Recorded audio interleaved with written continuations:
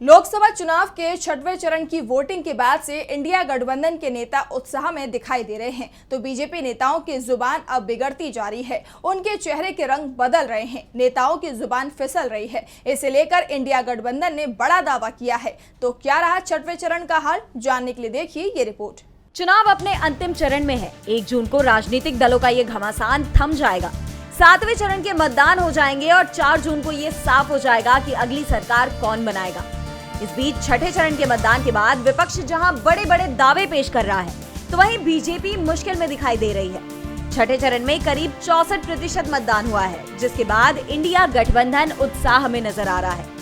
कांग्रेस महासचिव जयराम रमेश ने दावा किया कि आज छठे चरण का चुनाव खत्म हो गया। अब तक 486 सीटों पर वोटिंग हो चुकी है। अब जब निवर्तमान प्रधानमंत्री ने अपने रिटायरमेंट प्लान पर विचार करना शुरू कर दिया है, तब 2024 के लोकसभा चुनाव की स्थिति बिल्कुल स्पष्ट है। तो वहीं आरजेडी नेता तेजस्वी यादव ने दावा किया कि छठवें चरण में ही इंडिया गठबंधन बहुमत हासिल कर चुका है। तो अखिलेश यादव ने छठवें चरण के साथ ही 7वें चरण में भी बीजेपी की बड़ी हार का ऐलान कर दिया है।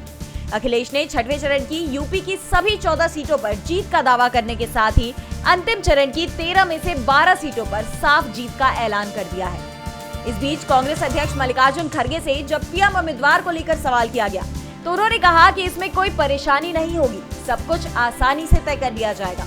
डीवी लाइव की रिपोर्ट।